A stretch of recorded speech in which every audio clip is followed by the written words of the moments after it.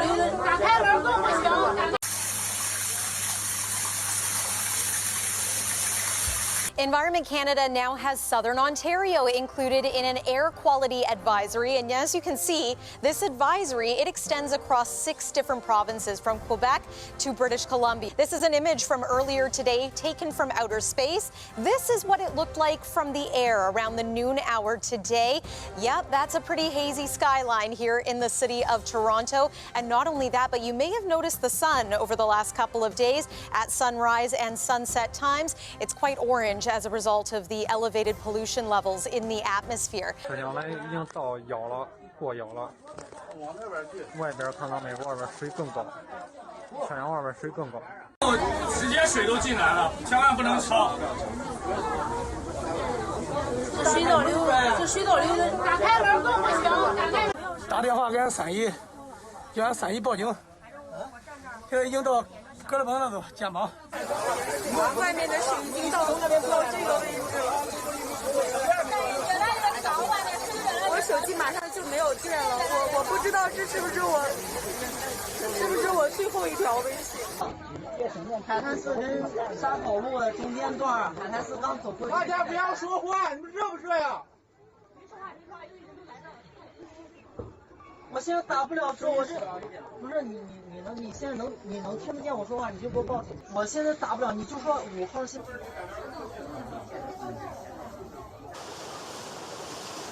啊！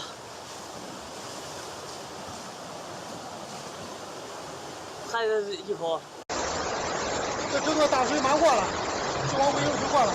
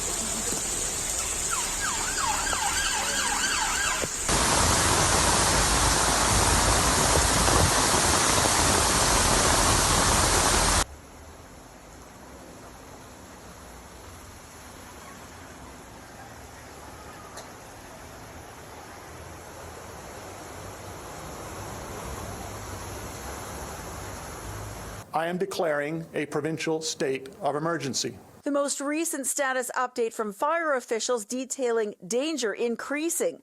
A new weather system bringing wind warnings but no rain to areas already ablaze in the interior and the southeast, including Oliver and Osoyoos. If you have lightning strikes and fires developing near communities, that may well result in significant evacuations. We've seen it in the past, and we want to make sure that we are prepared for it. He says the state of emergency won't alter firefighting resources, but gives more power to support evacuees.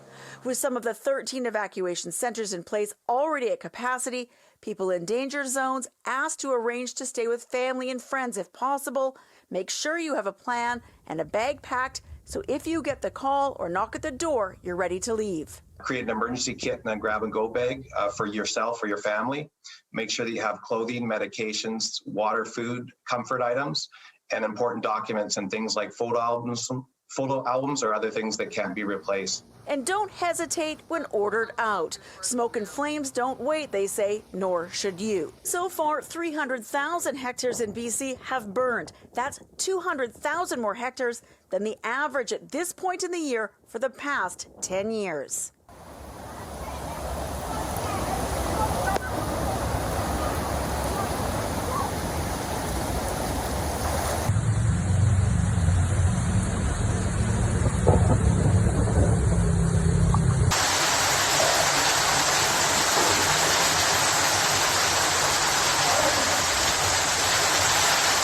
It's all right, man. Just swim, man. Yeah, that's what I'm doing. Test it out. Yeah, you got another step there. You got one more step. That's it. That's it. Yeah. Grab the bars. Go on, Nick. That's it. Hold on now. Gary. That's it. Hold on, wait, go.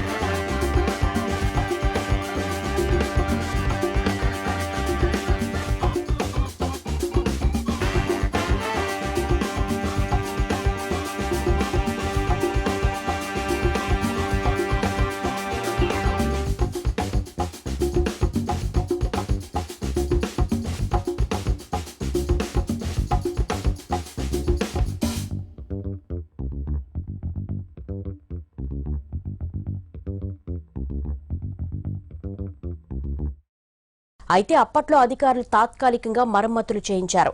అనంతరం వాహనాల రాకపోకలు జరిగేలా చూశారు. ఈ వర్షాకాలం నాటికి కొత్త బ్రిడ్జిని అందుబాటులోకి తెస్తామని హామీ ఇచ్చారు.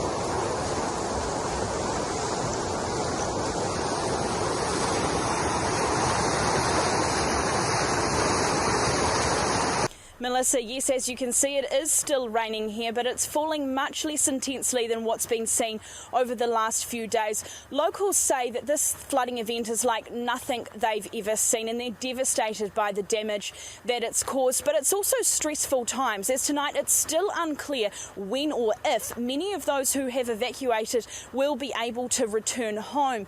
Westport this morning, water still everywhere, a boat more useful than a car. The level of the Buller River was slowly receding but remained high, and locals were still making their way to dry ground.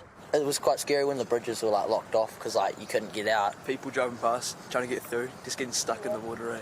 And it was getting swifter and swifter. It came right up to the driveway. It's time we got to go, so we just left the place. Lots of help was at hand, from the Defence Force to the fire service, lifting out sodden carpets to assess the extent of damage. This is about our fifth one this morning. How's the community feeling? Probably shocked. Once in a 100-year flood, they say it is, and it's arrived. And this is the end result of it, just clean-up mode.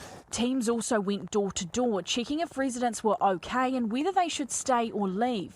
So far, no lives have been lost, but hundreds of cattle have perished in the flood. Last night, the effort to help evacuate locals was in full swing. Some made their own way in what looked more like canals than streets.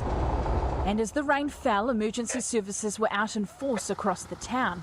Tonight, around 1,000 residents will spend another night out of their homes. Around half will have to stay in emergency accommodation. Oh my God, you guys! Oh my God! Oh my God! Please come inside!